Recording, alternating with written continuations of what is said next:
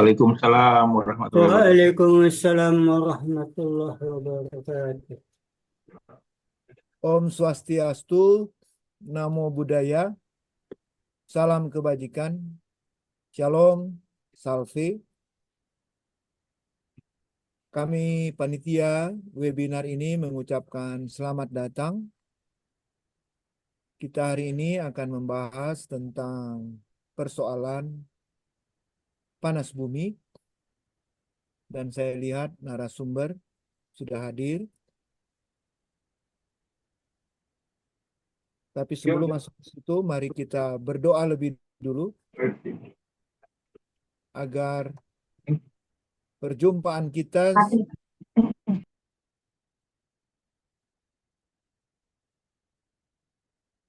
mendapat berkat rahmat dari Tuhan Yang Maha Esa. Berdoa menurut agama serta kepercayaan, keyakinan masing-masing dimulai.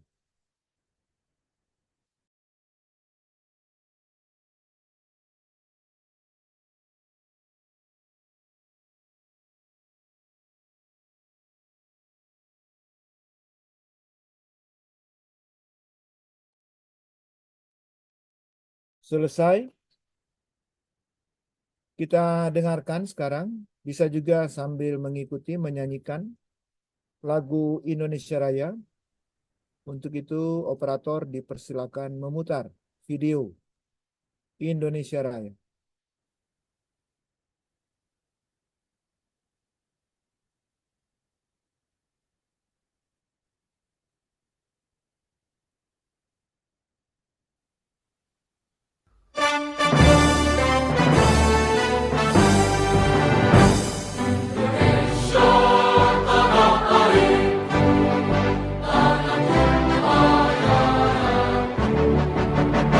Di sana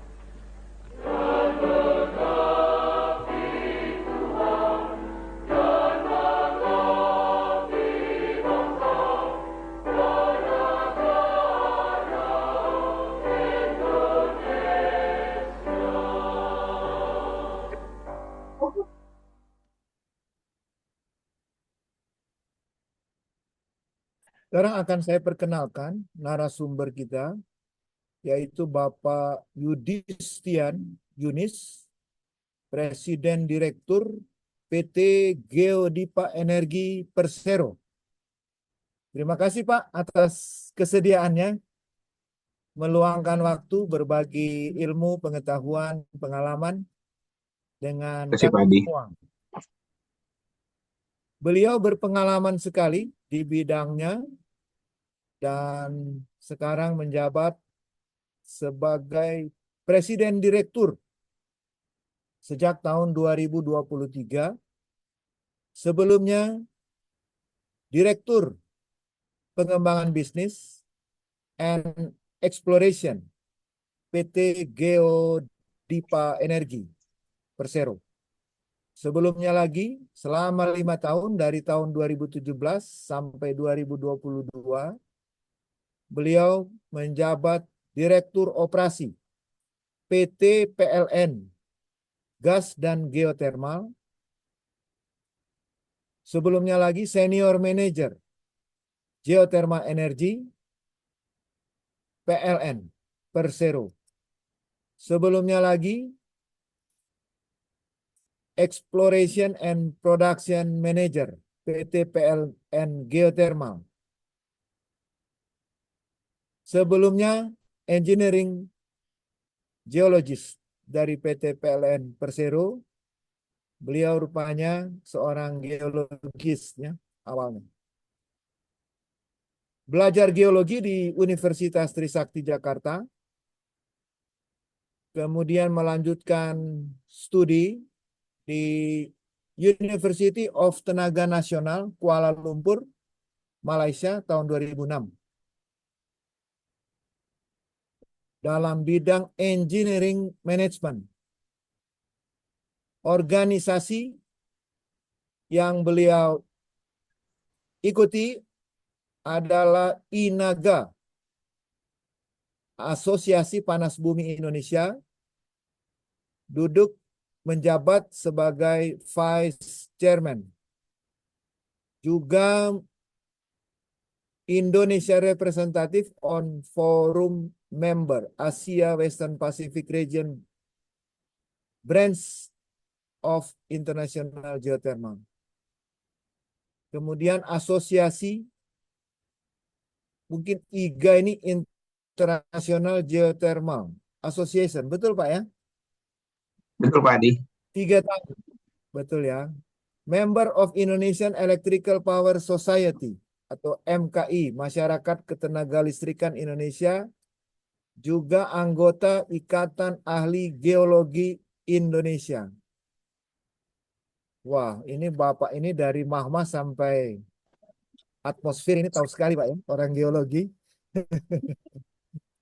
Kita agak bercanda dikit boleh Pak. Sersan, serius, santai, tapi sampai tujuan. Saya kira lebih dari 2 sertifikat dan penghargaan yang pernah diterima beliau, tapi yang dituliskan hanya 2 ini. Tahun 2012 mendapat sertifikat Principal Operational Supervisor, Director of Geothermal, Ministry of Energy and Mineral Resources Indonesia, atau ESDM ini ya, mendapat sertifikat dari Kementerian ESDM. Juga sertifikat Knowledge Manager dari International Key M Institute, Washington, United States of America.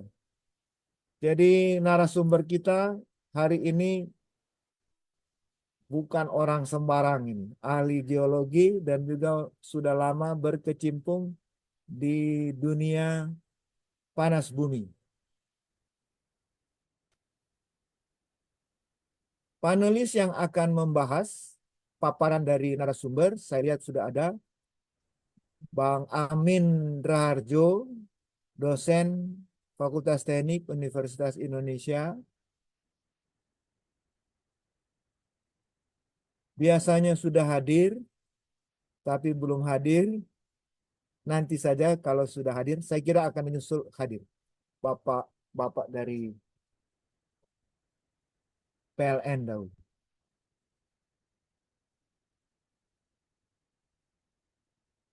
Sekarang kita akan dengarkan sambutan dari pembina keluarga alumni Teknik Tenaga Listrik, Departemen Teknik Elektro, Fakultas Teknik Universitas Indonesia, dan juga sebagai penanggung jawab teknik PJT, Lembaga Sertifikasi Kompetensi, UI, yang dahulu pernah juga dipercaya oleh negara menjadi Direktur Jenderal Ketenaga Listrikan, Kementerian Energi Sumber Daya Mineral. Dipersilakan Bang Jarman. Terima kasih Pak Adi. Bismillahirrahmanirrahim. Yang terhormat narasumber webinar, yaitu Pak Yudhistian Yunis selaku Direktur Utama PT Geodipa Energi. Yang terhormat Bapak Ibu sekalian peserta webinar, serta moderator dan para panelis webinar. Assalamualaikum warahmatullahi wabarakatuh. Selamat siang, salam sejahtera bagi kita semua. Pertama-tama saya ucapkan terima kasih kepada Pak Yudhistian atas kesediaannya untuk menjadi narasumber pada webinar siang ini. Seperti kita ketahui bersama, salah satu potensi energi terbarukan yang potensial adalah geothermal. Dan Indonesia merupakan negara yang mempunyai potensi geothermal terbesar di dunia. Namun sumber energi geothermal ini dalam segi pemanfaatannya masih relatif kecil, meskipun di sisi kapasitas pembangkit listrik geothermal, kapasitas terpasang Indonesia merupakan yang kedua terbesar di dunia sesudah USA. PT Geodipa Energi yang merupakan salah satu player di bidang pembangkit geothermal, saat ini telah mempunyai pembangkit di daerah Dieng dan Patuha, dan saat ini sedang mengembangkan unit kedua di kedua lokasi tersebut. Saya sendiri sudah pernah meninjau lokasi pembangkit geothermal milik Geodipa tersebut. Adapun tantangan pengembangan pembangkit geothermal selain dari pembangunan sisi pembangkit adalah pengembangan sumur untuk mendapatkan uap yang cukup yang akan menggerakkan turbin di pembangkit. Karena itu topik webinar siang ini yaitu full stream geothermal development merupakan topik yang menarik untuk didiskusikan siang ini. Mungkin itu saja yang bisa saya sampaikan. Diharapkan webinar ini dapat memberikan pencerahan bagi kita semua. Wassalamualaikum warahmatullahi wabarakatuh. Baik, terima kasih Bang Jarman. Kita akan masuki bagian pertama, presentasi narasumber, nanti kemudian diskusi, bagian kedua, diskusi antara narasumber dengan para panelis. Lalu di bagian ketiga, diskusi terbuka antara narasumber dengan seluruh partisipan yang hadir pada sore hari ini. Tapi sebelum pemaparan dari narasumber, kita jeda sekaligus melihat video, pemutaran video. Kita lihat citra dari PT PLN Geodipa, PT Geodipa. Silakan operator.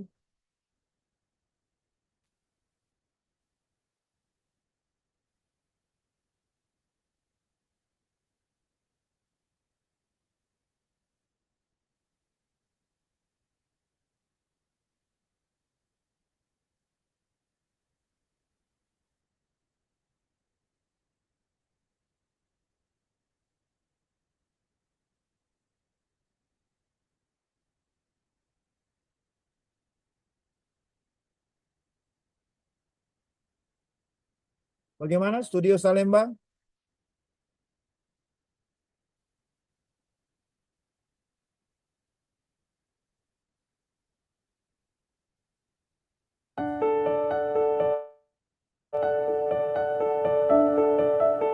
Masa depan dimulai di sini oleh mereka, putra-putri terbaik bangsa, mendedikasikan diri meraih cita, membuka harapan, menggali potensi untuk menghasilkan sumber energi. Energi yang baik, energi berkelanjutan, demi masa depan generasi mendatang.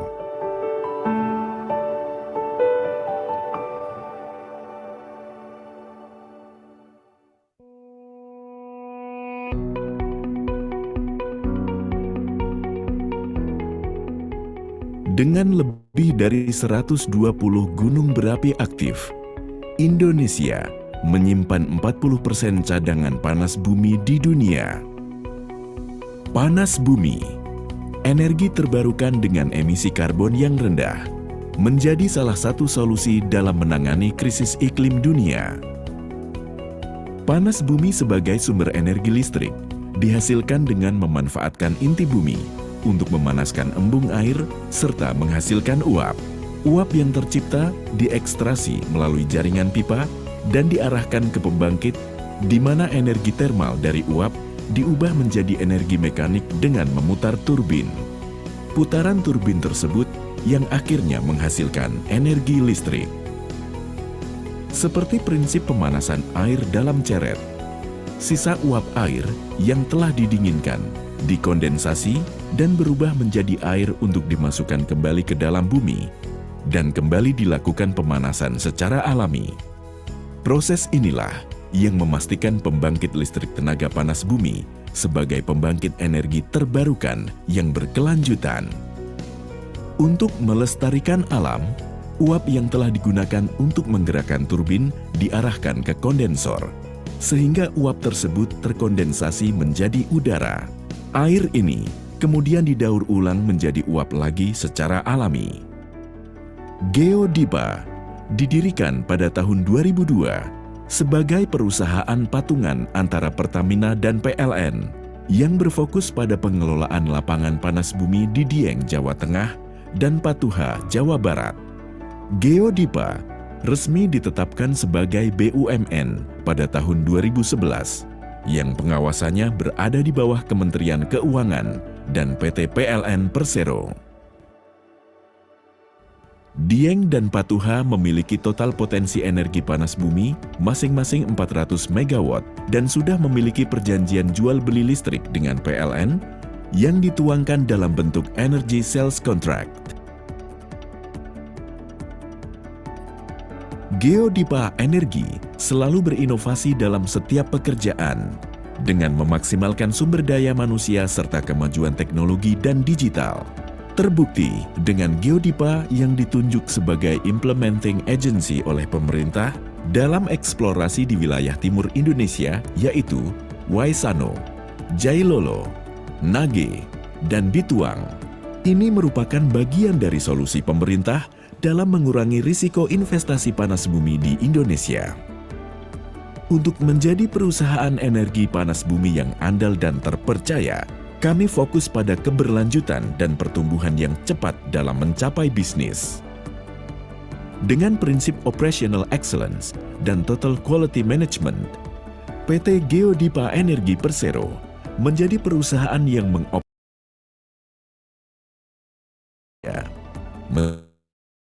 menjadi yang terbaik guna mendukung program nasional dalam penyediaan energi yang aman dan ramah lingkungan. Geodipa membantu pemerintah dalam penyerapan tenaga kerja dan pengembangan masyarakat di sekitar wilayah kerja perusahaan. Hal ini diimplementasikan dalam bentuk 4 pilar tanggung jawab sosial kepada masyarakat, yaitu Geodipa Peduli, Geodipa Maju, Geodipa Pintar, Geodipa Hijau, Geodipa Percaya keseimbangan antara energi, alam, dan manusia di dalamnya adalah masa depan untuk kehidupan yang lebih baik. Geodipa Energi menghadirkan energi untuk kehidupan yang lebih baik.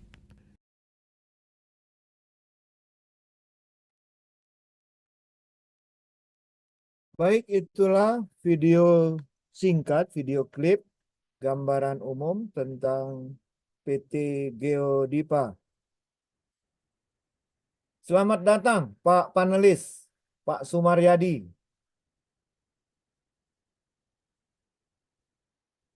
Baik, kita beri kesempatan kepada narasumber Bapak Yudistian Yunis untuk memaparkan makalah yang sudah disiapkan full stream development geothermal.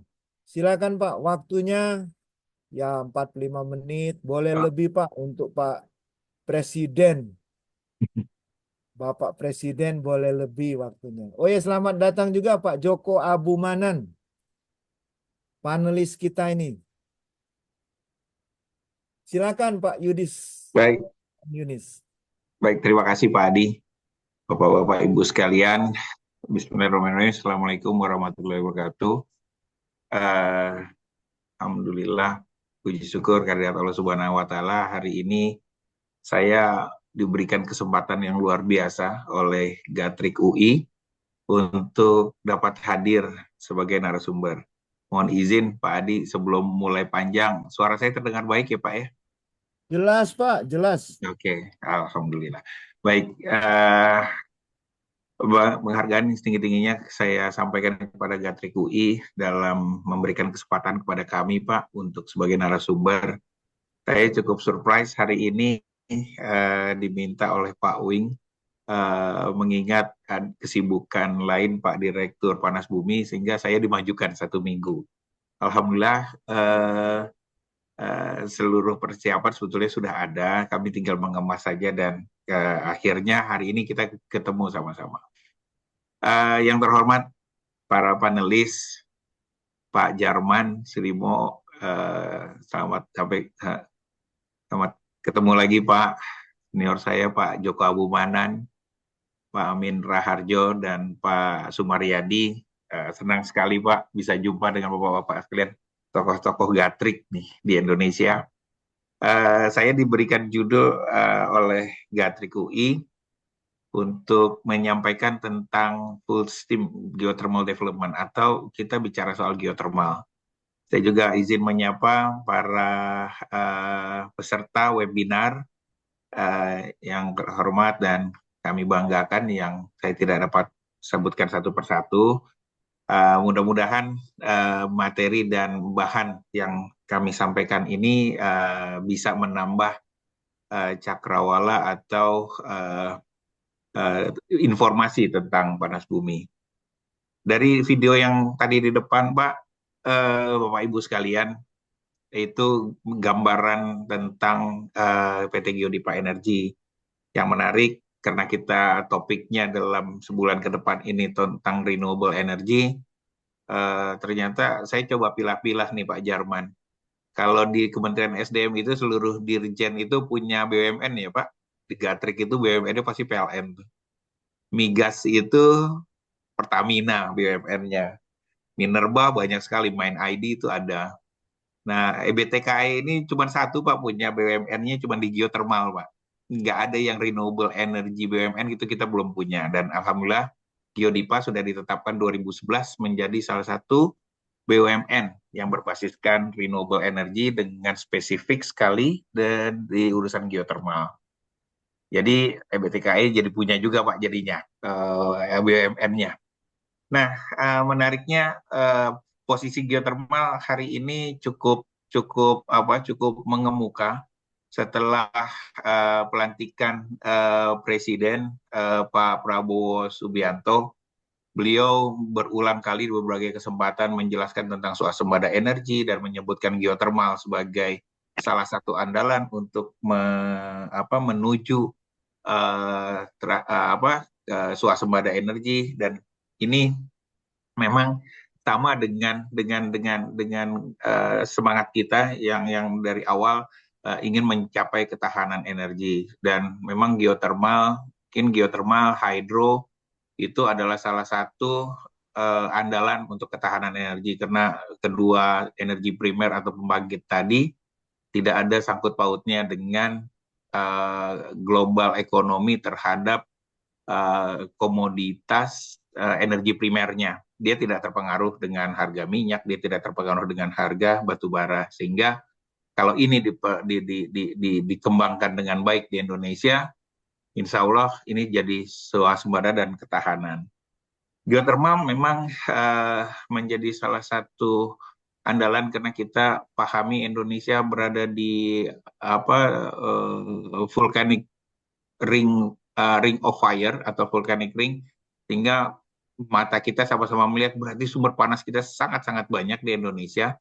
dapat anugerah dari Allah Subhanahu wa taala, Tuhan yang Maha Esa. Kita mempunyai banyak sekali rangkaian gunung api, dan hari ini memang pengembangan geotermal itu melulu basisnya gunung api, Pak. Nah, basis gunung api ini yang hari ini berkembang di seluruh dunia, walaupun beberapa negara sudah mulai mengembangkan panas bumi itu, geotermal itu tidak berbasiskan gunung api lagi. Bagi negara-negara yang gunung apinya sedikit seperti di Amerika atau di Eropa, mereka sudah mulai bicara soal heat ekstraksi atau mengekstraksi panas dari bawah. Nah, ini jadi tantangan berikutnya. Heat ekstraksi ini menurut ilmu geologi, Pak, di seluruh yang kita ada, bahwa kalau kita ingin mendapatkan mantle atau selubung kerak bumi itu ada di kedalaman 3.000 sampai 5.000 meter. Jadi idealnya kalau kita melakukan pengeboran 3.000 sampai 5.000 meter, insya Allah kita udah dapat tuh, Pak, yang namanya selubung mantle yang isinya memang magma cair yang ada di bawah.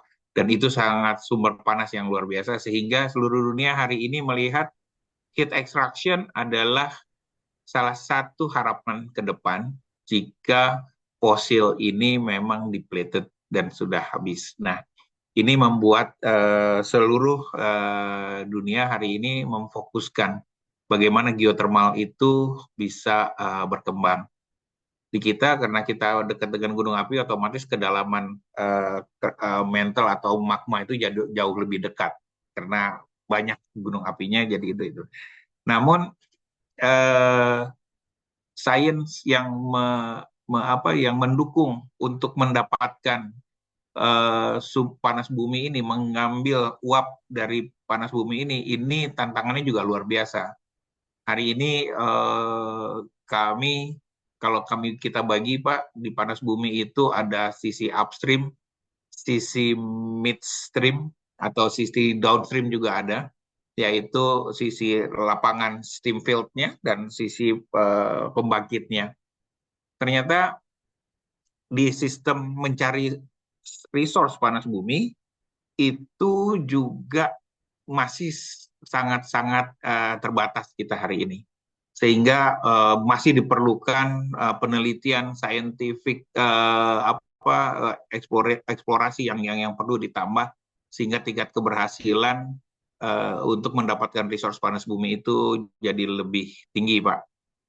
Dan kemudian juga bagaimana memanfaatkan panas atau uap yang kita dapatkan itu di permukaan, mengkonversinya dalam energi, itu juga jadi tantangan.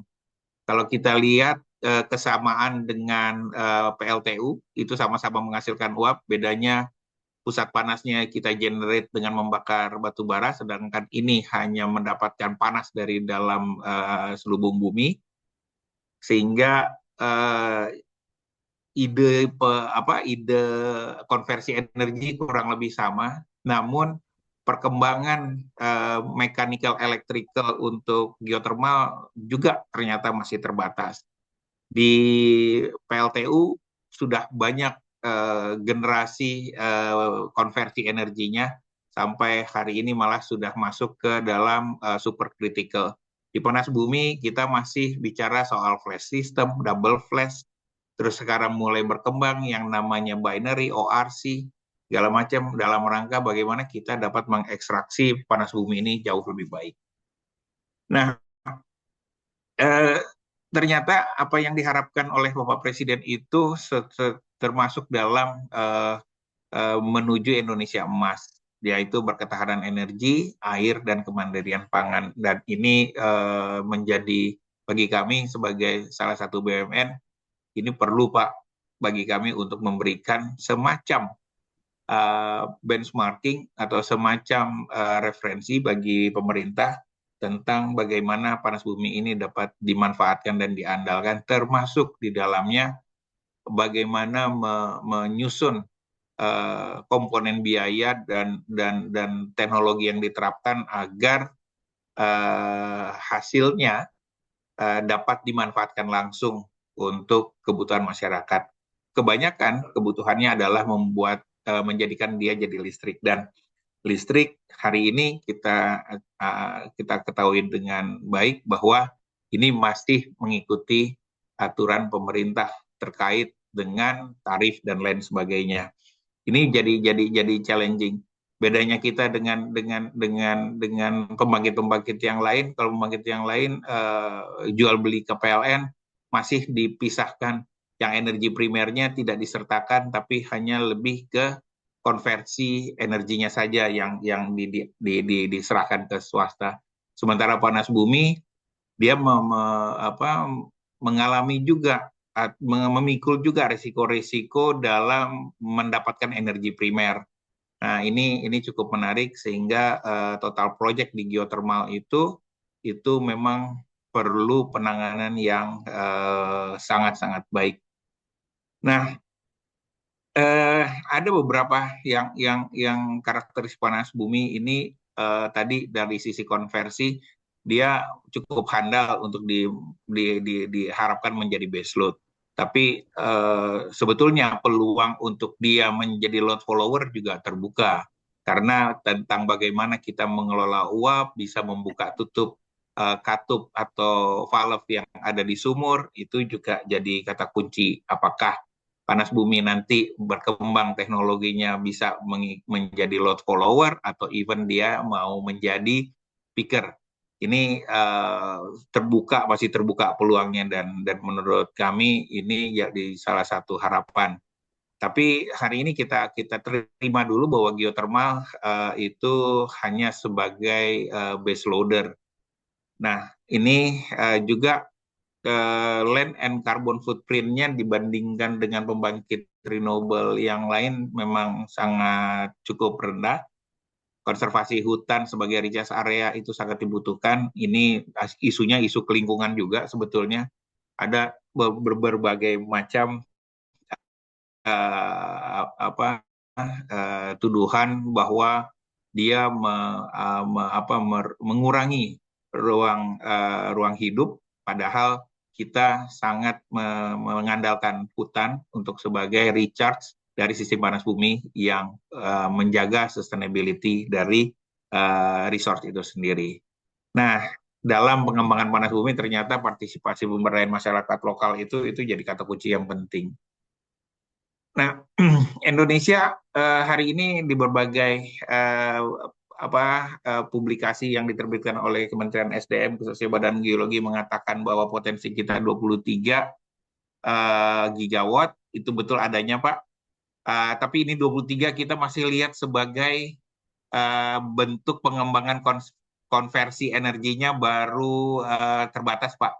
Hanya flash baru konvensional, atau yang kita bilang adalah condensing type, menggunakan flash, single flash atau double flash. Tapi kalau kita masukkan dalam bentuk konversi energi yang lain, sistemnya, misalkan kita masukkan yang namanya ORC, binary, atau paduan dari itu semua, ini bisa mungkin secara resource dia bisa bertambah. Salah satu contoh, kami perhatikan laporan Kementerian Energi di Amerika. Kalau kita lihat, mereka punya resource itu sangat terbatas, Pak, nggak lebih dari sekitar 5.000 megawatt. Walaupun hari ini mereka sudah kembangkan menjadi 3.000, tapi dari 5.000 megawatt itu mereka mencoba approach metodologi yang baru dengan memasukkan future teknologi konversi energi, sehingga dalam reportnya Department of Energy Amerika, panas buminya itu malah dapat mempunyai potensi sampai 150 GW, Pak, 150 GW dengan menyertakan ekstraksi panas, Pak. Jadi heat extraction dia masukkan. Sehingga Amerika mengatakan kami bisa juga punya 150 giga nanti untuk panas bumi. Nah, ini teknologi ke sana sedang diarahkan ke sana. Nah, hari ini karena Geodipa itu sebagai BUMN iya, sebagai SMP di bawah Kementerian juga iya, maka beberapa peran kunci yang seperti tadi disampaikan di dalam video, kami melakukan government drilling, Pak, untuk meminimalkan risiko eksplorasi, sehingga nanti pemerintah Karena beberapa waktu yang lalu beberapa lapangan panas bumi itu diserahkan seperti itu saja dengan tidak memiliki data yang memadai, sehingga pemerintah melihat harusnya dicukupkan dulu datanya untuk pada saat dilelang tidak ada semacam adjustment di kemudian hari. Nah, kami sebagai BUMN, kami ditunjuk oleh pemerintah melakukan government drilling, menyiapkan tambahan data bawah permukaan untuk memberikan nilai tambah tertentu terhadap WKP-WKP yang akan dilelang. Juga kami SMV melakukan unlocking, pengembangan, beberapa hal yang cukup mengemuka setelah kita mulai mencanangkan transisi energi, ternyata kita langsung berhadapan dengan belum harmonisnya tentang TKDN versus pendanaan dari luar. Pendanaan dari luar itu mensyaratkan apa yang mereka persyaratkan, tetapi ada beberapa pendanaan yang bertentangan dengan kebijakan tentang TKDN.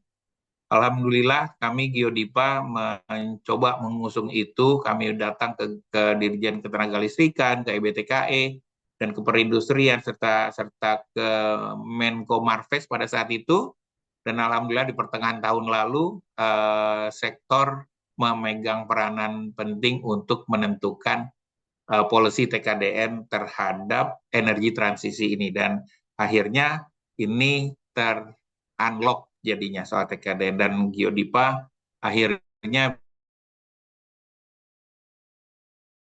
menarik terakhir hari ini.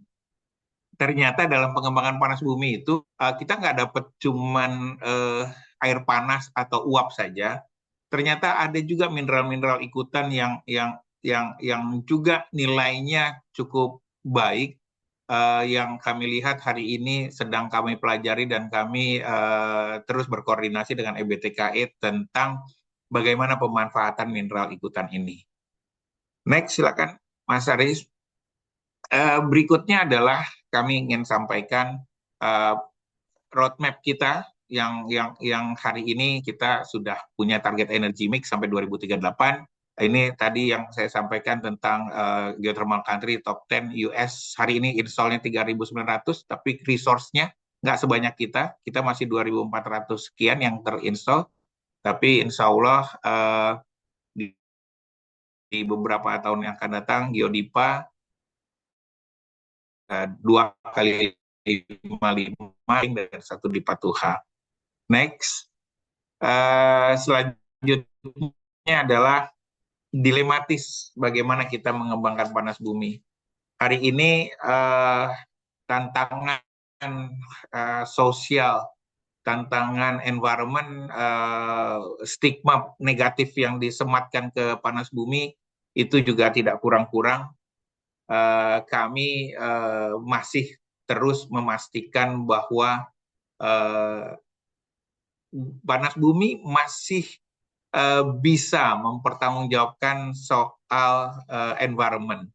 Menariknya adalah masyarakat itu perlu diberikan penjelasan yang lebih baik dan seksama tentang panas bumi, sehingga hari ini yang seperti perjalanan kami di Geodipa 22 tahun, mulai dari pembangunan di awal di Dieng 1, Patuha 1, dan seterusnya, lesson learn kami bagaimana menangani soal sosial dan environment, memang intinya adalah masyarakat sebetulnya ingin sangat mendukung, tapi masyarakat juga ingin mendapatkan peran dalam pembangunan tersebut. Hal ini yang kami akomodir, hal ini yang kami address, sehingga masyarakat itu bisa menerima. Kalau kita mau mengusung geothermal, kita biasanya dihadapkan dengan energi trilema yang seperti ini, yang ada di depan Bapak-Bapak, masalah environmental sustainability, energy equity, kemudian energy security. Kalau kita pengen energy security, tapi dia tetap hijau, bagaimana kita mengembangkannya? Janji-janji sudah disematkan di G20, Just Energy Transition Program sudah ada, namun implementasinya hari ini masih terasa agak sulit, belum dapat kita mendapatkan fasilitas itu dengan baik. Dan ini jadi tantangan bagi Geodipa. Ini termasuk dengan energy equity, bagaimana kita mencoba mendapatkan green funding atau creative financing dengan memanfaatkan isu karbon offset yang mungkin bisa dinilai oleh para lender. Dan beberapa kami sudah dapatkan, Bapak Ibu sekalian, kami sudah mencoba memberikan trading terhadap karbon, yakni dengan kami di Patuha 2 mendapatkan fasilitas JFJCM dari Joint Carbon Credit Mechanism. Ini sudah kami dapatkan, dan alhamdulillah menurut Japan Foundation for GCM, ini adalah JFJCM pertama di dunia untuk geothermal. Dan di Indonesia JFJCM sudah banyak. Kami mendapatkan bagian yang ke-6 untuk di Indonesia mendapatkan JFJCM. Ini dilematis kita, energy security, environment, energy equity. Sementara keterbatasan kita juga untuk mendanai ini juga sulit. Nah, Geodipa melihat ada celah lain untuk kita bisa mendapatkan pendanaan atau melihat kalau kita menghasilkan listrik kan Pak, Bapak Ibu, listriknya harganya sudah tertentu, kita juga dibatasi oleh aturan pemerintah dengan tarif yang seperti ini, dan kami sebagai BUMN ya kami harus maintain itu. Paling tidak kami memberikan gambaran dan evidence ke pemerintah, harga listrik yang diharapkan oleh pemerintah itu bisa diraih oleh Geodipa dengan segala fasilitas Geodipa sebagai BUMN. Lalu kalau fasilitas sektor swasta untuk masuk ke panas bumi, mungkin dari sisi financingnya juga cukup berat bagi mereka untuk mendapatkan keekonomian dalam rangka meraih harga yang ditetapkan. Ini kami paling tidak sebagai BUMN bisa memberikan gambaran ke pemerintah bahwa seperti ini yang Geodipa bisa kerjakan. Nah, yang tadi tambahan mineral ini Pak penting. Kami bisa di Dieng khususnya, kami melihat beberapa potensi mineral ikutan tuh yang menurut kami tingkat potensi komersialisasinya cukup baik. Sebagai contoh, kami di Dieng memiliki silika yang tadinya adalah menjadi problematika di tempat kami, Pak. Silika itu gampang sekali terbentuk di pipa-pipa air panas kami, dan ternyata setelah diteliti, kami kerjasama dengan Tekmira, kita lihat ternyata itu mampu menghasilkan nanosilika, Pak. Nanosilika ini ternyata penting sekali untuk industri-industri cat, industri kosmetik, tinta, dan lain sebagainya. Dan menariknya data dari Departemen Perindustrian yang kami terima, bahwa kebutuhan nanosilika di Indonesia itu cukup tinggi dan hampir 100%-nya itu diimpor dari luar. Kita punya peluang di situ. Dan yang menarik lagi di Dieng itu kita dapatkan juga ada yang namanya litium, Pak. Litium keluar dari air panas, yang kalau air panas itu kita ekstraksi mineral-mineral yang terbentuknya, dia bisa menghasilkan litium. Nah, ini yang menurut kami bisa menambah equity dari pengembangan panas bumi dan meningkatkan keekonomian lapangan panas bumi tersebut. Oke, next. Nah, ini yang tadi dari awal tarik-tarikannya, Pak, antara pemerintah dengan pemerintah dengan segala atributnya yang meregulasi listrik, sektor tenaga listrikan. Sementara di panas bumi itu kami memang tidak ada keterkaitannya dengan komoditas energi primer global, tapi yang menariknya kalau kami ingin mencari energi primer, kami harus melakukan pengeboran, Pak. Begitu kami melakukan pengeboran, seluruh fasilitas dan industri pengeboran itu erat kaitannya dengan sektor migas. Jadi kalau harga migasnya lagi naik, Pak, maka harga peralatan pengeboran yang akan kita sewa itu pasti tinggi, Pak. Tapi kalau sedang tidak ada, harga migas sedang tidak menarik, nah itu mungkin kita bisa dapatkan. Ini aspek yang volatile yang harus kita maintain, kami manage. Selain itu juga kami terus berharap keberhasilan mendapatkan sumur itu harus meningkat dari waktu ke waktu, sehingga masalah affordable electricity for people dan bagaimana mengakselerasi pengembangan ini bisa kami temukan. Dan menariknya, hari ini Pak, geothermal itu selalu kalau diparetokan di transisi energi hanya disebutkan sebagai potensial baseload, tetapi karena harganya masih mahal sehingga prioritasnya mungkin masih di nomor sekian.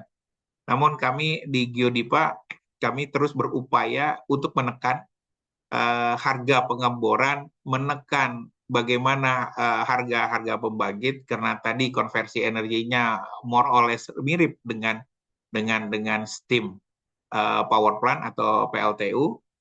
Ini yang jadi challenge, dan alhamdulillah kami hari ini di EBTKE, di Direktorat Panas Bumi, sudah tercatat mempunyai rekor pengeboran yang paling efisien.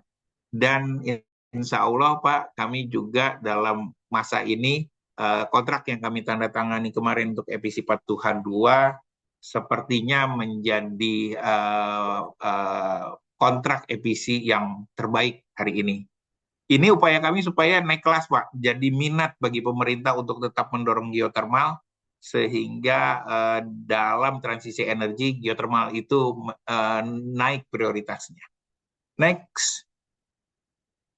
Nah, bagaimana kita meng-unlocking? Biasanya ada 4 faktor. Dari 4 faktor, faktor government, faktor university, local people, dan off-taker, serta developer. Kalau kami posisinya di developer, Pak, Bapak-Bapak dan Ibu sekalian yang hari ini difasilitasi oleh Gatrik UI sebagai community dan university yang mungkin juga dapat berperan serta dan pasti akan memberikan kontribusi pemikiran yang baik untuk government, sehingga government juga bisa melihatnya jauh lebih komprehensif terhadap panas bumi.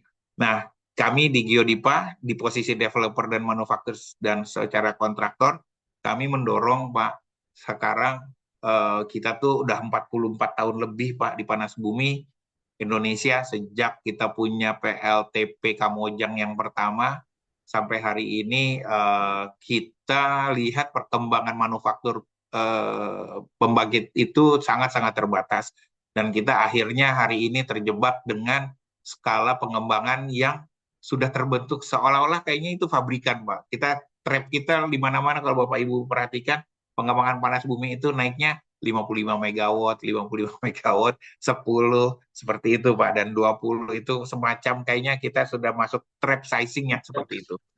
Nah, hari ini kami diskusi dengan PLN, dan PLN juga sepertinya sebagai off-taker sudah melihat panas bumi ini sebetulnya adalah berbasis resource.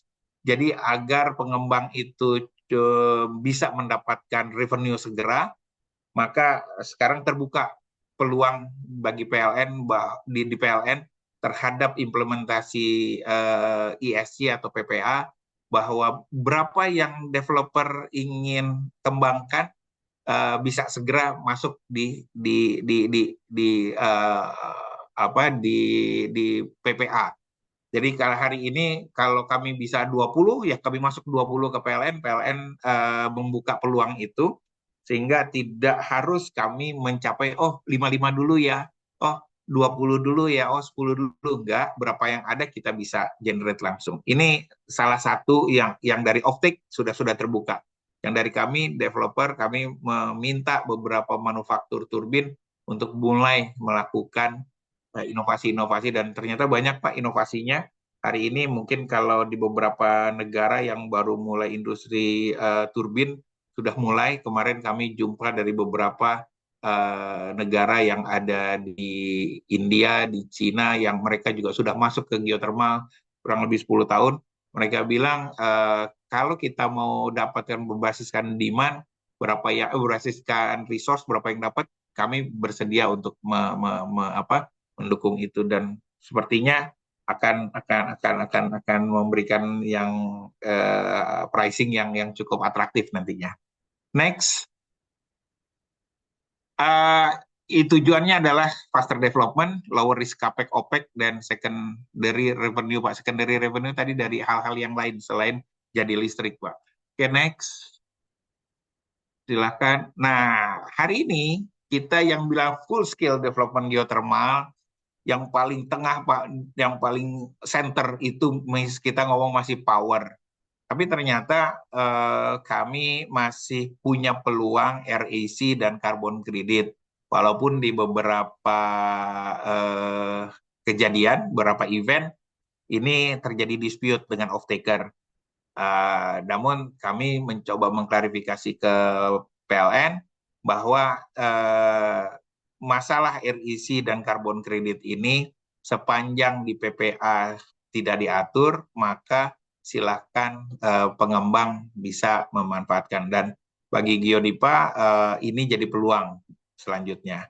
Nah, lithium, silika, mineral-mineral tadi yang saya sebutkan, kami sudah mulai masuk feasibility study, Pak, studi phase, dan mudah-mudahan lithium ini sepertinya menjadi chance untuk kami untuk membantu pemerintah untuk mendorong terciptanya ekosistem EV, Pak, atau sebagai bahan penyusun baterai. Lithium ini cukup besar yang kita lihat, sebesar kurang lebih 2.000 ton per tahun estimasi kami, yang itu cukup kurang lebih sekitar 3 GWh base, Pak. 3 GWh base yang bisa kita buat kalau setahun ya. Kemudian bisa juga untuk bikin baterai yang lain-lainnya. Kemudian ada juga cenderung green hydrogen, green ammonia, ecotourism, data center, CCS, CCUS, other mineral extractions, dan green energy storage. Nah, ini green energy storage ini atau data center ini penting, Pak.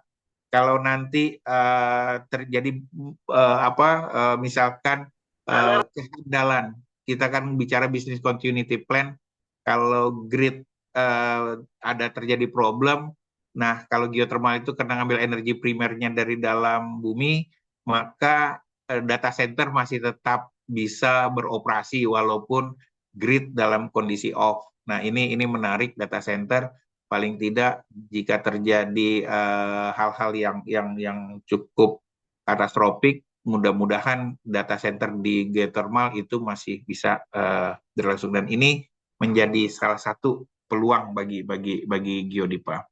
Next. Ini klasik, Pak, yang sebelah kiri ini gambaran bagaimana pengelolaan resiko. Di awal-awal resiko itu memang tinggi.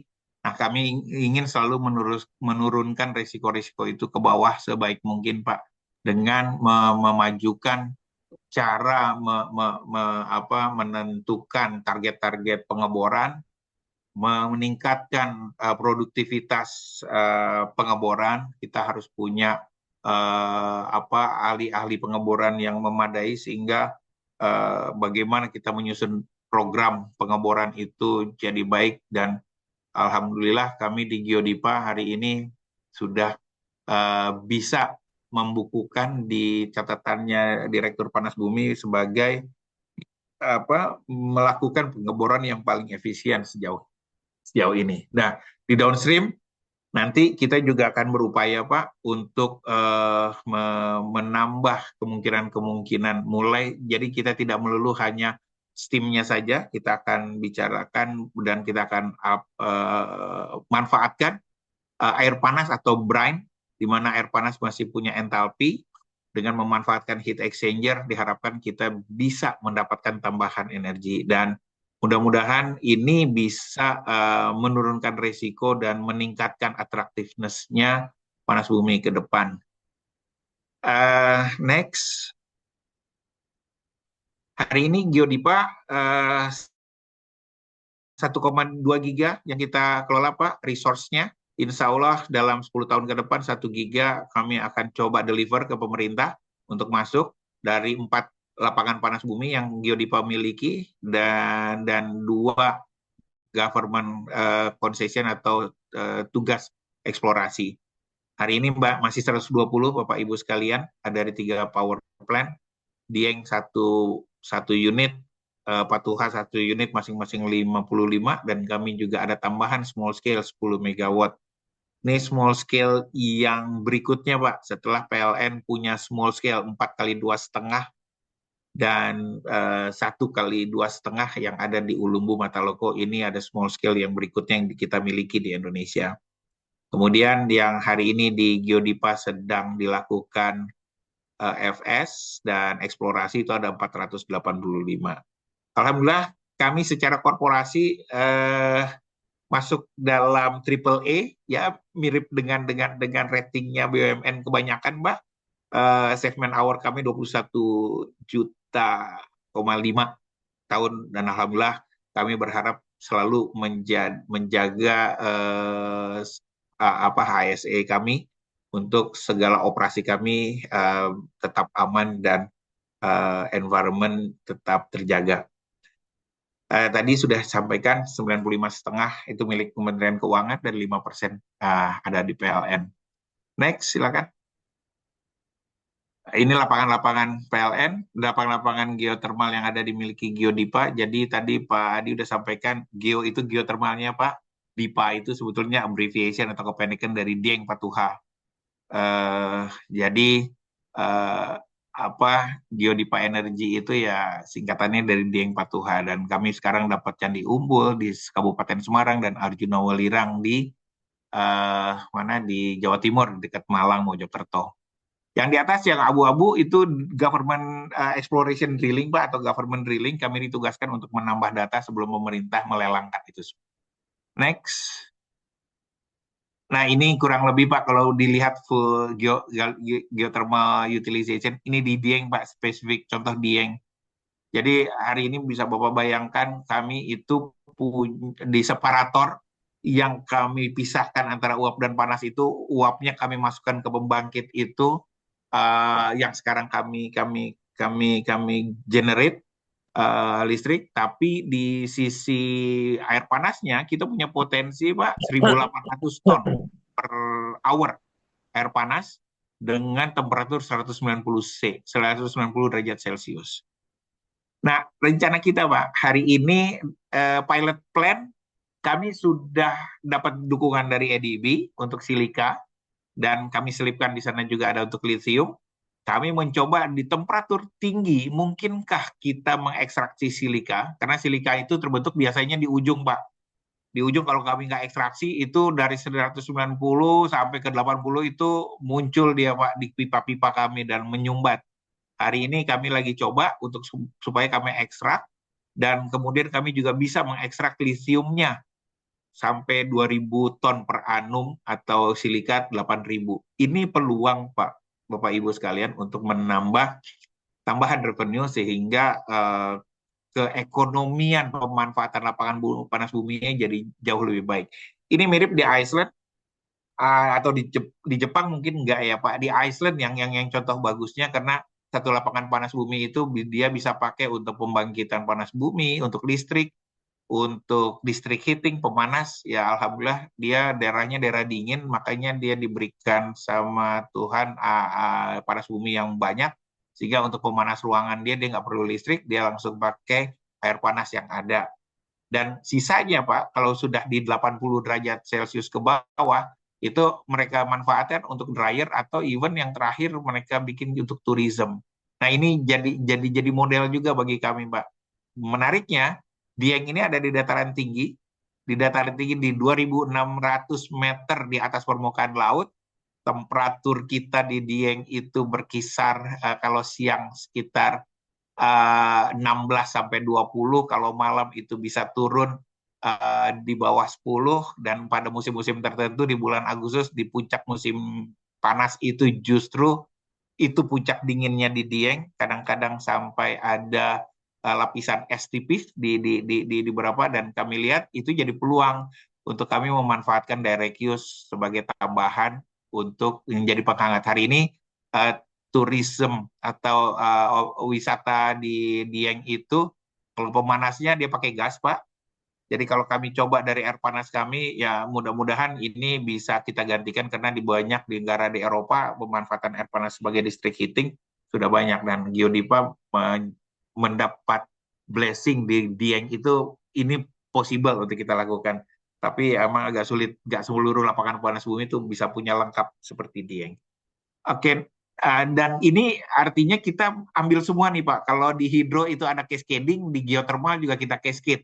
Semua panas entalpinya kita ambil semua, kita mau coba jadi generate listrik. Seperti binary power plant ada di dalam sini menambah. Jadi yang biasanya kita hanya ngomong flash, steam saja, nah air panasnya kita coba ambil. Next. Ini kurang lebih Pak yang tadi saya sampaikan. Silakan nanti mungkin dari Gatrik UI kalau ini ingin di-share, kami berkenan ini untuk dilihat. Ini contoh-contoh di US Pak, ini menarik nih. Kami kemarin benchmarking juga ke New Zealand dan ke US. Di New Zealand itu mereka sudah jual tuh Pak, silika sudah komersialisasi. Yang menariknya di Amerika hari ini mereka mencari geothermal itu khusus untuk litium saja, Pak.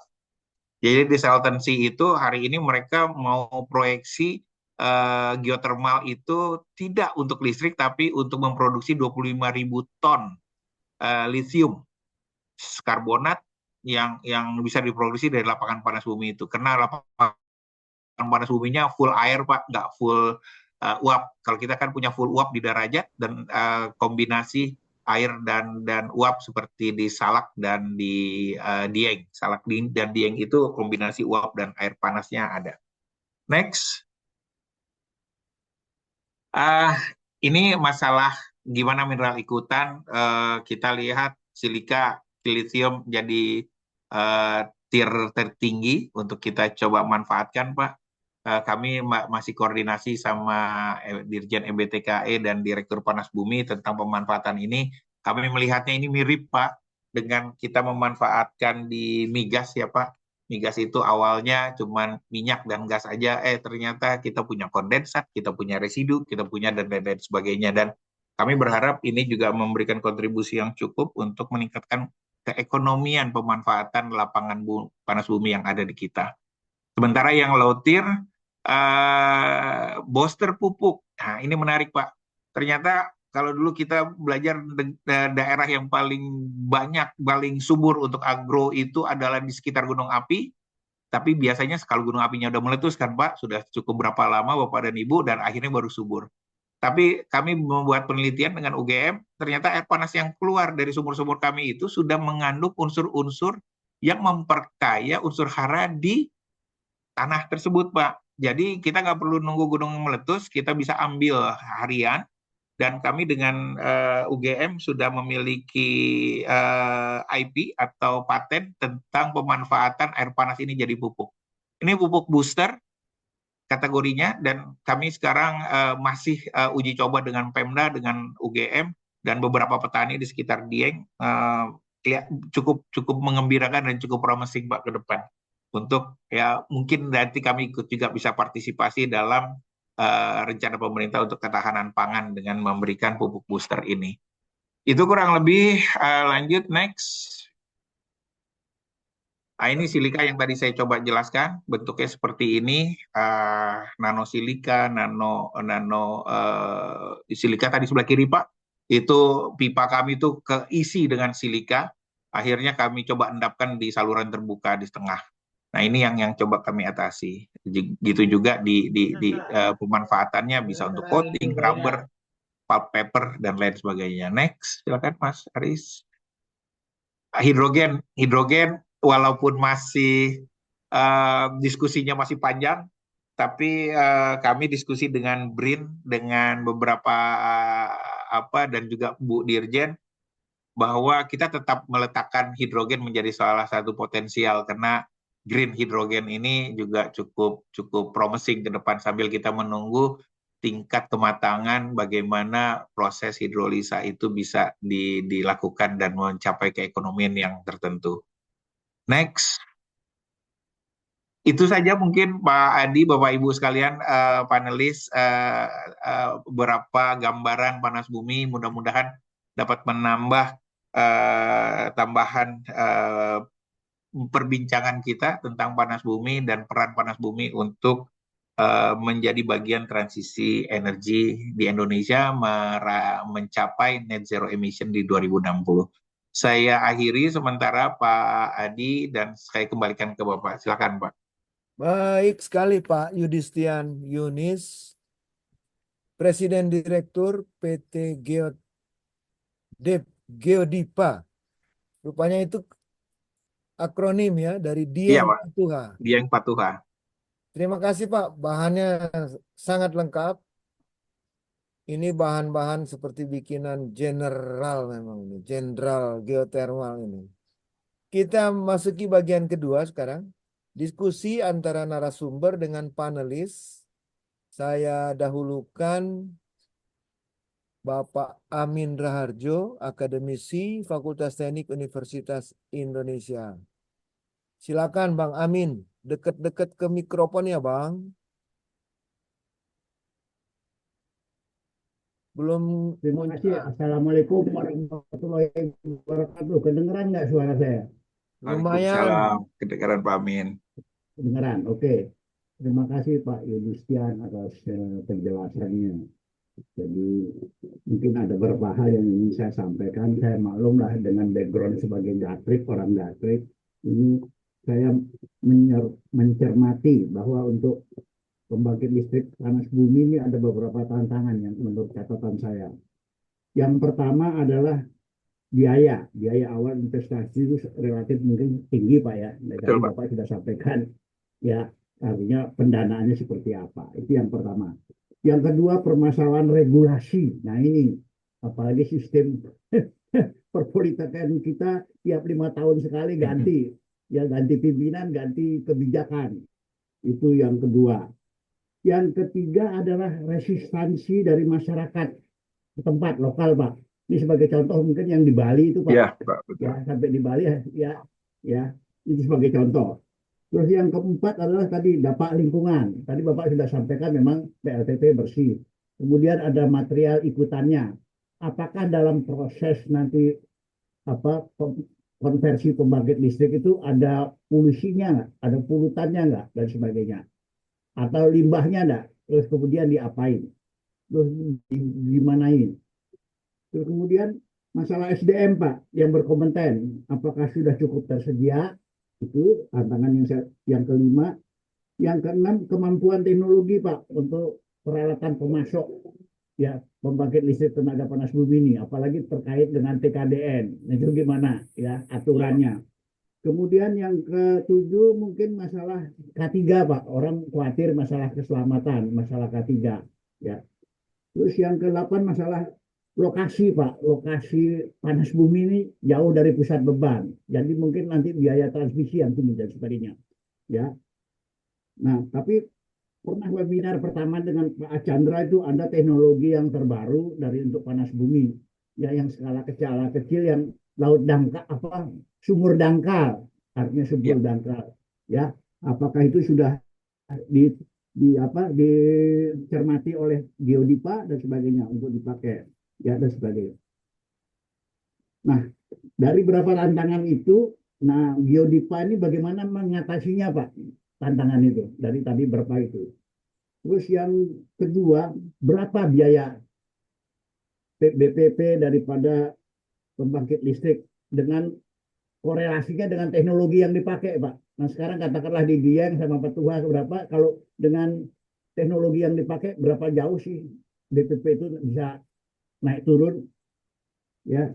Kemudian yang ketiga kenapa Pak pembangkit panas bumi ini pertumbuhannya tidak lambat lah katakanlah. Apakah tidak menarik investor, apalagi swasta ya, ini kan tadi negara. Apakah tidak menarik atau tidak menjanjikan ataupun kalau menjanjikan lama Pak baliknya, ya balik modalnya. Terus yang terakhir, yang keempat, apakah ada beasiswa Pak? Ya, beasiswa untuk penyediaan SDM. Katakanlah yang lebih spesifik untuk mahasiswa atau siapapun ya dalam rangka untuk SDM Pak. Yang spesifik panas bumi Pak. Jadi sekali lagi, adakah beasiswa? Ya itu kalau kami harapkan dari perguruan tinggi, kalau ada apa CSR beasiswa itu sangat baik. Terima kasih, itu aja Pak. Demikian saya kembalikan ke moderator. Baik, makasih Bang Amin. Lanjut langsung aja Pak Yudistian Yunis untuk Baik. menanggapi. Balik. Terima kasih Pak Di. Baik, makasih Pak Amin. Banyak pertanyaan Bapak tuh betul.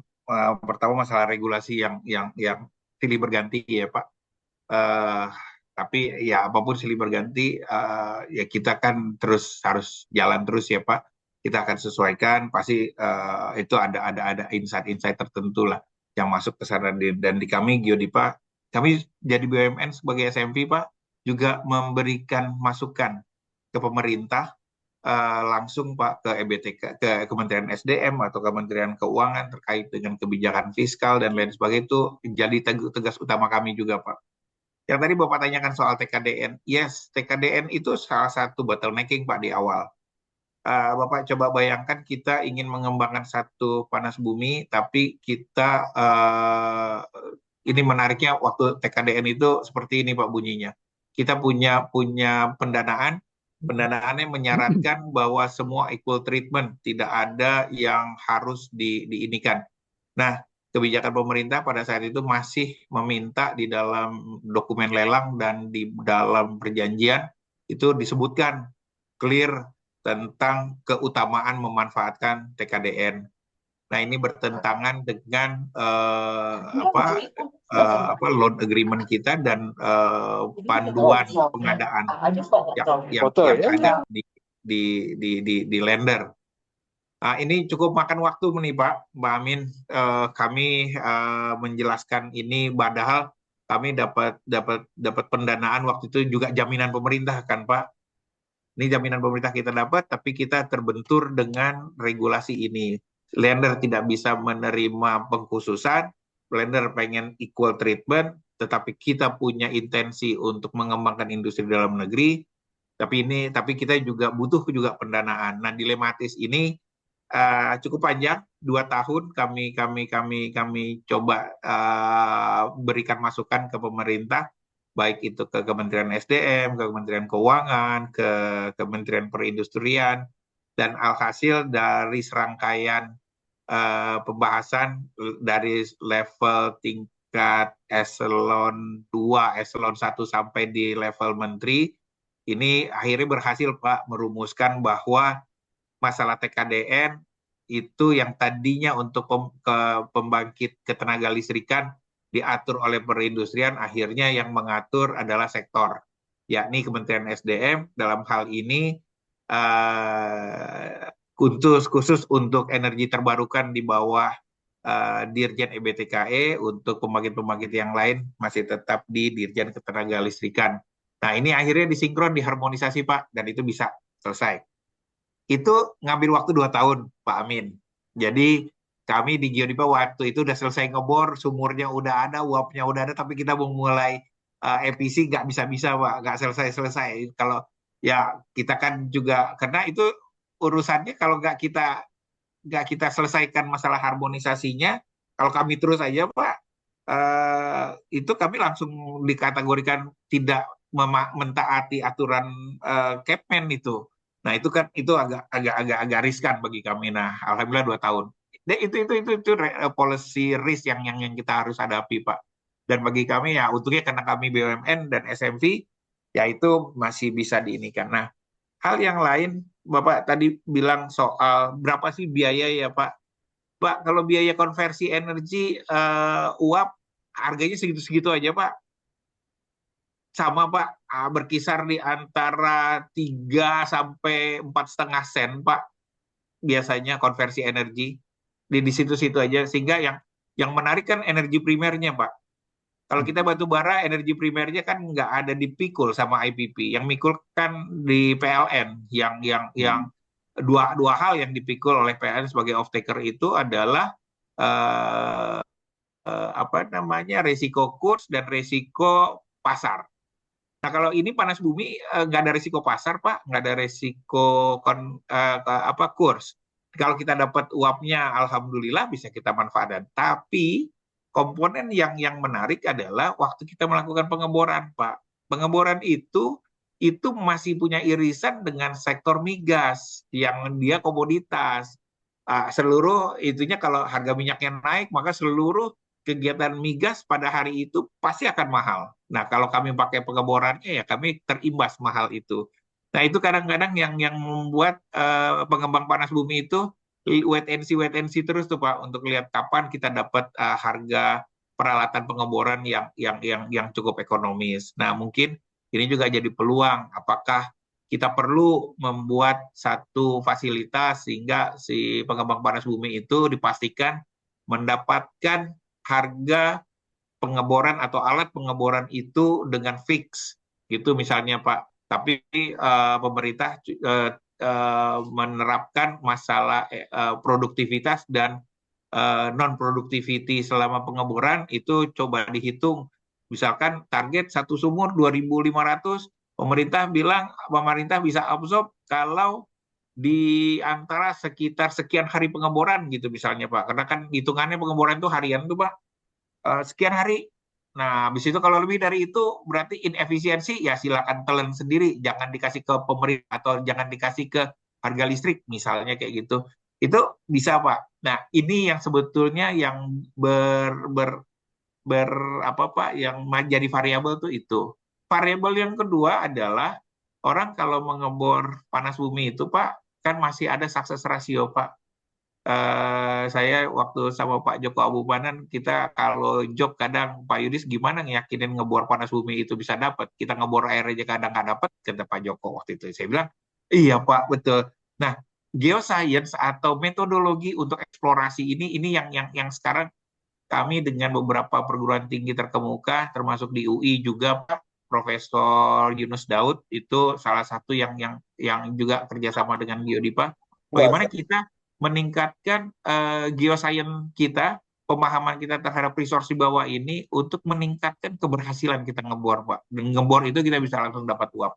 Ini jadi tantangan. Nah, hari ini range-nya masih 50-50 untuk eksplorasi. Kalau untuk development masih bagus, Pak. Agak naik sedikit sekitar 80-85% untuk development ya, Pak, untuk konstruksi. Jadi kalau kita ngebor itu kita harus siapkan kalau kita mau ngebor 10 sumur ya harus ditambah 2 sumur lagi Pak, 20%-nya untuk kalau kita nggak dapat. Nah, itu perhitungan itu masih tolerable untuk capex sehingga BPP-nya masih memadai. Nah, rule of thumb kalau kita lihat di SMAP ada Pak ukurannya atau di SMAP study itu disebutkan kalau kisaran capex dari panas bumi itu bervariasi. Kalau yang lapangannya bagus, begitu kita dapat bagus dan uap saja isinya, itu kisarannya bisa 3 sampai 4,5 juta per US dollar per megawatt, Pak. Tapi kalau lapangannya agak challenging, itu bisa sampai 6 juta US dollar per megawatt. Itu SMAP yang bicara seperti itu. Kalau kita ngomong CAPEX, Pak, ujungnya berikutnya adalah komponen yang paling menentukan soal tarif itu adalah keekonomian. Kita dapat pinjamannya seperti apa. Kami di Geodipa banyak banget pengalaman, Pak, karena kita sudah renewable, kita sudah green, begitu pendanaannya masih commercial terms, harganya, tarifnya langsung tinggi, Pak. Nah, yang menarik adalah lender-lender itu pengennya yang renewable, Pak. Pengennya yang green. Tapi hari ini masih kasihnya commercial terms. Kita bilang, loh Anda appetite-nya kita penuhin, kita punya proyek green, tapi kok term condition-nya masih komersial. Nah, itu maunya memenang sendiri. Nah, ini kami yang sekarang berupaya dengan beberapa pihak, termasuk memanfaatkan energy transition mechanism dan juga di JETP, kita coba bicara dengan lender supaya ada attractiveness-nya creative financing ini seperti apa. Kalau pakai commercial terms, Pak, harganya naik, Pak. Pasti di atas 10 sen semua, Pak. Tapi itu kan kalau kami dikasih pinjaman itu di bawah 5 atau even di bawah 3, Pak. Kalau di bawah 5 itu mepet-mepet, Pak. Kita nggak punya margin. Tapi kalau di bawah 3% itu for sure. Kita bisa fly, Pak. Nah, gimana ngedapetin 3 dan bisa memenuhi tema green energy, renewable appetite investment. Nah, itu tantangan berikutnya. Sehingga kalau kita bisa padu padankan itu semua, harapan pemerintah mendapatkan affordable electricity price, insya Allah bisa kita penuhi. Nah, ini butuh pemerintah, Pak. Yang berikutnya soal tadi Bapak tanya masalah kesulitan, tadi sudah saya coba jelaskan. Kemudian masalah PPP juga sudah, masalah sosial ya Pak, masyarakat.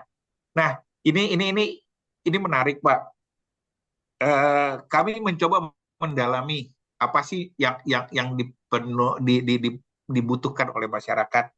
Yang klasik selalu kita dapat bahwa ya butuh sosialisasi yang baik, sosialisasi yang mengena ke masyarakat. Cara sosialisasi jangan terlalu berlatar belakang teknikal karena masyarakat mungkin nggak terlalu suka seperti itu. Berbagai macam approach itu selalu ada. Tapi bottom dari itu semua adalah sebetulnya masyarakat ingin keterlibatan. Mereka ingin terlibat dalam kegiatan pembangunan. Nah, kami alhamdulillah Pak, sejak mulai Geodipa mencanangkan pembangunan Dieng 2 dan Patuha 2, Dieng Bapak-bapak dan Ibu tahu persis bahwa lapangan kami di tengah-tengah daerah wisata dengan populasi masyarakat yang cukup padat, dan alhamdulillah kami kerjasama dengan Forkompimda, Forkompimca dan approach kami yang memang selalu mengarahkan bagaimana keterlibatan masyarakat, dan akhirnya penentangan atau pertentangan terhadap itu pelan-pelan Pak, nggak akan bisa cepat, pelan-pelan bisa diselesaikan. Kami karena di bawah Kementerian Keuangan Pak, terkait dengan pencanangan target kerja pemerintah sekarang, kami juga sebagai SMV diwajibkan tuh Pak untuk memastikan pertumbuhan ekonomi di daerah Pak. Jadi kalau kami berkegiatan, pertumbuhan ekonomi di daerah itu harus dipastikan meningkat. Nah, itu kalau langsung di bawah Kementerian Keuangan langsung minta angka, Pak. Berapa sih pertumbuhan ekonomi yang terjadi atas implikasi kegiatannya Geodipa? Nah, kami belum minta berapa peningkatan pertumbuhan ekonomi di Dieng dan Patuha yang kami sudah 2-3 tahun ini berkegiatan. Tapi yang pasti kami perhatikan adalah waktu kami melakukan kegiatan, seluruh stakeholder masyarakat di daerah Dieng dan Patuha kami libatkan. Kami kerjasama langsung Pak daripada ini dengan desa dan kecamatan, dengan BUMDes-nya untuk kebutuhan domestik kami minta mereka yang supply. Dan untuk kebutuhan kegiatan misalkan pengeboran mulai dari akomodasi, catering, housekeeping dan laundry segala macam itu kami libatkan, kami mintakan seluruh kontraktor itu untuk memanfaatkan langsung. Nah, ini jadi menarik Pak, begitu dengan pendekatan seperti itu, masyarakat sekarang selalu menunggu-nunggu kapan lagi Geodipa mau bangun, kami siap untuk, kami sekarang udah punya ini, kami udah bisa ini, kami udah bisa siapkan ini. Nah, keterlibatan itu yang kami mau coba approach-nya kami mau coba terapkan di tempat-tempat lain yang mau kami lakukan kegiatan. Nah, ini mudah-mudahan jadi ini, dan alhamdulillah kami oleh NDB Pak juga mendapatkan recognition soal penanganan isu-isu sosial dan environment ini, sehingga kegiatan kita berlangsung lancar lah di Dieng dan Patuha. Yang terakhir Pak Amin soal soal CSR yang untuk beasiswa. Hari ini memang kami belum, Pak, tapi ke depan kami memang menyiapkan capacity building, termasuk mendapatkan apa tenaga kerja unggulan, Pak, yang berawal dari universitas. Entah kami nanti akan approach-nya mulai dari memberikan beasiswa atau seperti apa, itu masih dalam rencana kami memang, Pak, karena ini ke depan kita butuh, kalau geothermal ini mau dijadikan ini kan kita butuh tenaga kerja yang cukup, mulai dari engineer sampai ke vokasi, Pak. Itu pasti kita perlukan. Dan ya mudah-mudahan dalam waktu dekat, karena ini sesuai dengan ini dulu, Pak, kekuatan perusahaan. Ini kita baru semenjak kami baru bertugas di sini, Geodipa ternyata masuk ke fase shifting, Pak. Shifting transformasinya dia shifting. Jadi shifting kita men-shifting seluruh proses bisnis. Kalau dulu Geodipa baru bergerak, waktu itu kita kan melanjutkan ini, Pak, Dieng dan Patuha yang punya swasta yang diberhentikan pemerintah waktu Krismon. Nah, itu kalau kami ibaratkan jalan berbatu, bertanjakan. Hari ini kami dapat kesempatan udah sampai di jalan provinsi nih, Pak. Tinggal gear up masuk ke jalan tol biar lebih kenceng, Pak. Perjalanan lama itu 22 tahun, itu sangat membekas di Geodipa, dan mudah-mudahan itu jadi bekal kami untuk bisa shifting masuk di jalur cepat. Gitu sementara, Pak Amin. Makasih, Pak Amin. Oke. Moderator mungkin bisa nambah ini masukan. Silakan, Pak. Boleh Bang.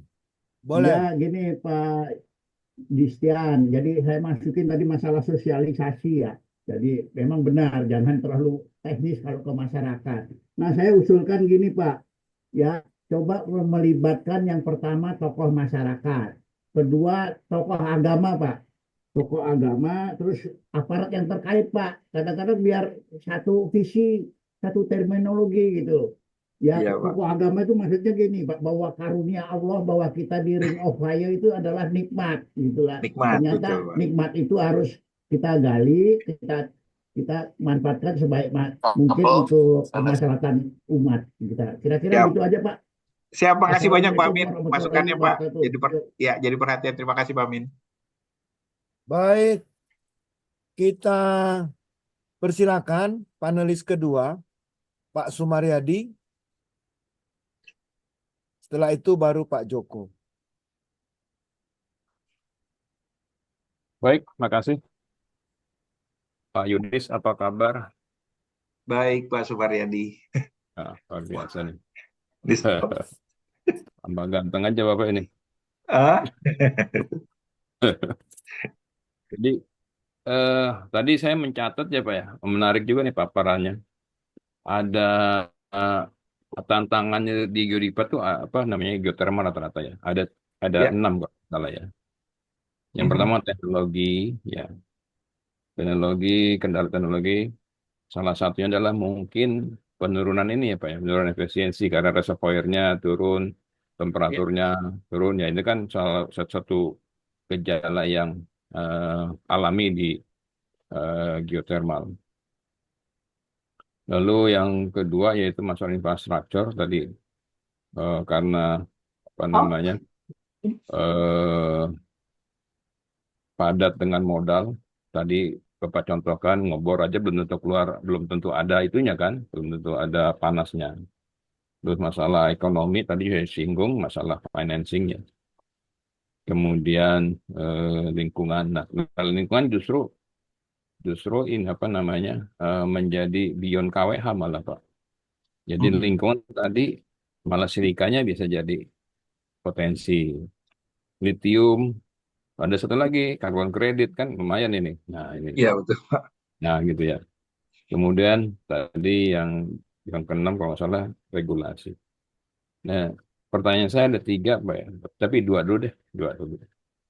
Nah untuk pertama teknis, untuk penurunan efisiensi nih Pak, strategi apa yang digunakan nih Pak? Tadi terhadap penurunan reservoir.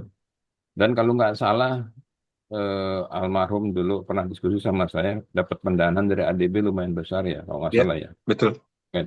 Itu ya, itu lumayan besar. Nah ini itu jika dikaitkan dengan efisiensi atau penurunan kapasitas, eh, strateginya kayak apa, Pak? Nah, itu yang pertama. Kemudian yang kedua, eh, tadi kan kendaraan lingkungan justru membuka peluang pendapatan. Nah, dari pendapatan tersebut, kira-kira berapa persen itu, Pak? Increasing, proyeksi aja secara finansial, Ya. secara keuangan, increasing pendapatannya Geodipa terhadap apa namanya tadi disangka limbah justru mendapatkan uang, gitu Pak. Nah terus tadi ya sudah di ini juga yang ketiga tadi kan sudah disampaikan bahwa temperaturnya itu kan masih cukup tinggi, sementara di Dieng itu lokasinya cukup dingin, maka bisa membuka peluang industri, Pak, yaitu pemandian air panas, gitu ya, Ya. kemudian dan lain-lain. Cuman saya belum melihat kok Bapak tidak ada ini ya masalah apa namanya binary ya. Apa sudah ada konsep yang Ada. ada? Oke. Saya kira itu cepat dari tiga, Pak. Makasih, Pak. Baik, terima kasih Pak Sumaryadi. Menarik Pak. Ya, betul. Bapak tadi sampaikan bagaimana sih cara menangani penurunan. Ini penurunannya kalau kami bisa menurunkan itu ada dua Pak. Kalau istilahnya di rating. Di rating di sumur bisa Pak, di rating di pembangkit juga ada. Nah, kalau di rating di sumur itu, kami biasanya sumur-sumur kami itu karena memang banyak silika dan endapan mineral yang lain, jalan pertama yang kami lakukan itu adalah membersihkan sumur, Pak, atau kita sebut namanya walkover. Walkover itu kita mau mengembalikan mengembalikan diameter sumur yang tadinya berkurang gara-gara ada endapan, kami lakukan walkover atau pembersihan. Nah, ini diharapkan kapasitas sumur kembali Pak normal lagi. Nah, itu salah satu.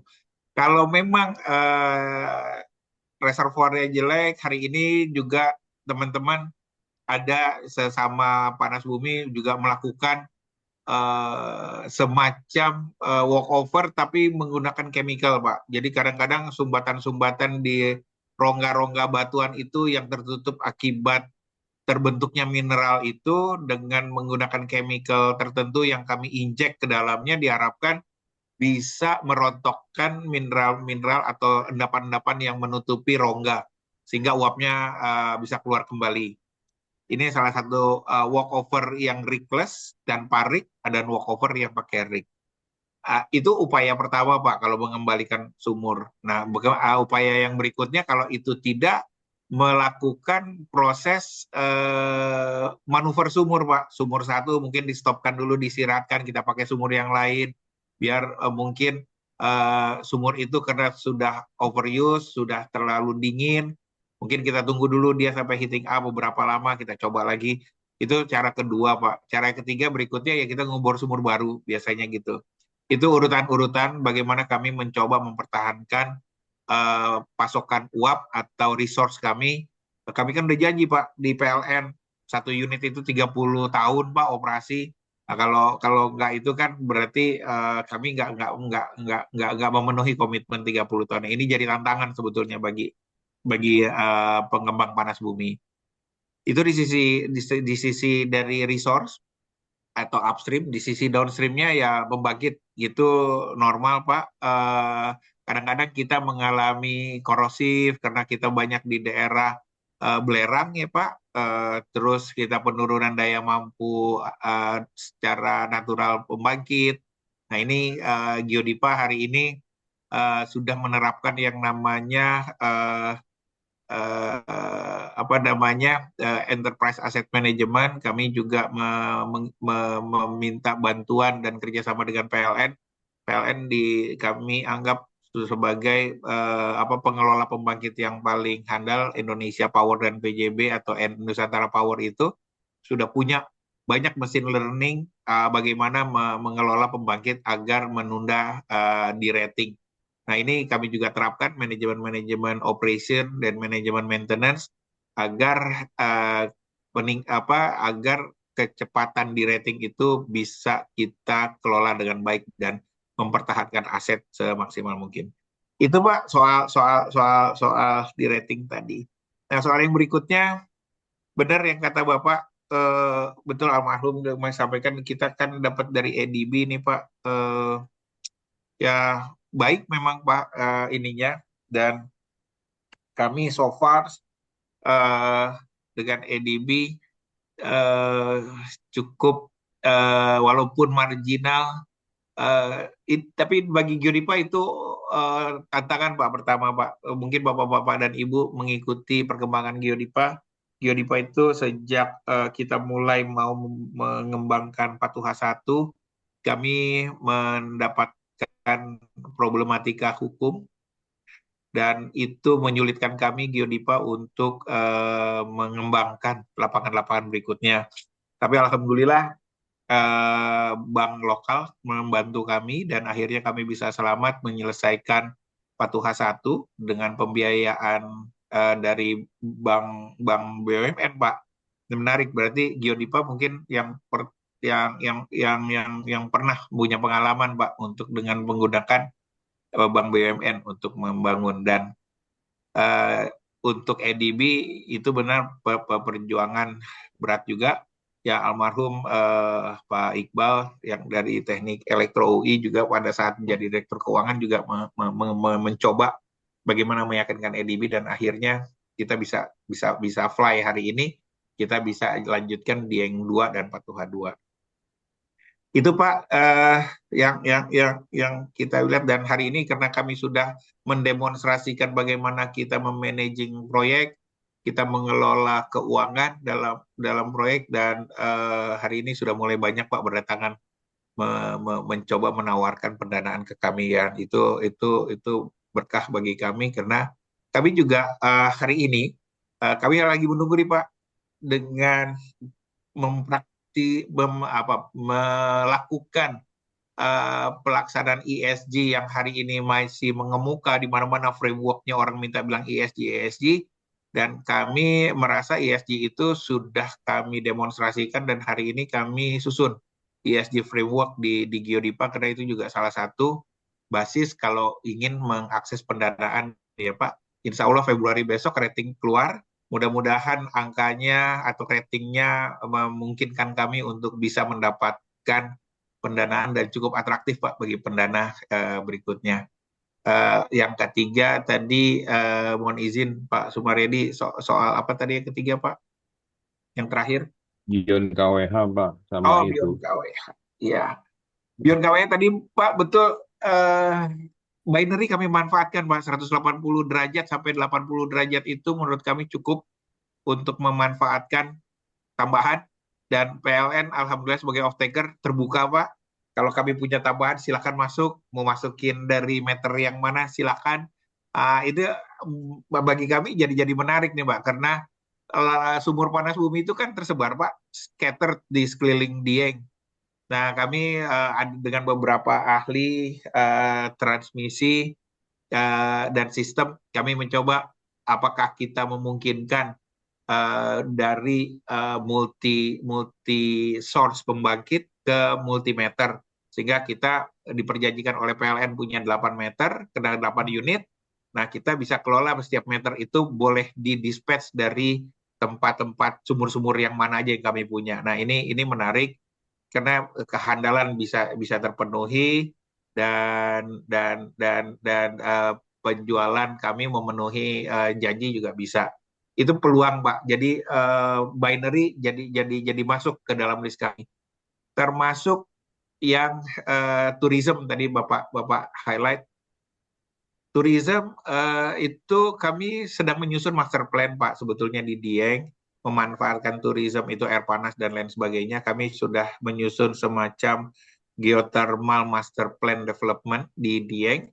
Sekaligus kami juga mendukung pemerintah Provinsi Jawa Tengah untuk mendapatkan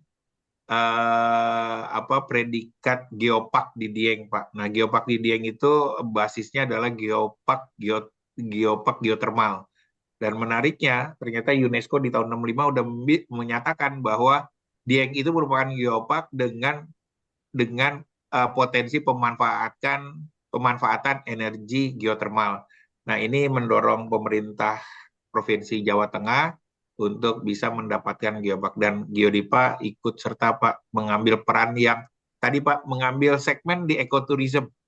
Ekoturism kita dengan nanti kita punya apa Pak, pembibitan, kebun pembibitan, tempat untuk melakukan pengeringan hasil perkebunan, kan itu uapnya masih bisa Pak, kalau dari 80 sampai 60 aja untuk dryer kan masih boleh Pak dipakai. Nanti kalau udah di bawah 40 itu baru biasanya untuk bedding atau berendam air panas untuk kolam dan lain sebagainya. Itu memang rencana kita Pak. Jadi tambahan selain dari mineral yang tadi kata Bapak menarik. Itu sangat menarik Pak hari ini, dan dan kami berharap itu bisa memberikan harga listriknya lebih affordable. Itu yang kami amati waktu kami dapat kesempatan ke Iceland, bahwa di Iceland itu satu lapangan panas bumi, streamnya ada 3, Pak. Stream untuk listrik, stream untuk distrik pemanas lingkungan, dan terakhir adalah stream untuk tourism. Sehingga harga listriknya memang persis Pak di bawah 10 sen, karena mereka bisa combine revenue streamnya dari berbagai macam, dan akhirnya ujungnya sebagai infrastruktur dia bisa mendapatkan pricing yang sangat-sangat baik. Dan menurut saya kalau pricingnya udah baik, kita punya gain lagi tuh Pak terhadap karbon, kan nanti Pak pemerintah bisa klaim ekonomi basiskan hijau itu malah dimungkinkan itu. Nah ya semuanya memang harusnya bisa masuk untuk pemerintah. Kurang lebih gitu Pak Sumaryadi. Ya, makasih Pak Yudis. Bisa satu tambahan nggak Pak Yudis? Ini menarik Silakan, Pak. masalah enterprise asset management. Itu apakah Bapak kawinkan dengan program reliable center maintenance atau dia berdiri sendiri Pak? Karena enterprise asset management kan sebenarnya suatu sistem ya. Ya. Ya Pak, dikawinkan di antara itu Pak. Jadi enterprise asset management itu di dalamnya itu ada yang lifetime maintenance, yang aging maintenance segala macam itu masuk di dalam situ Pak. Sehingga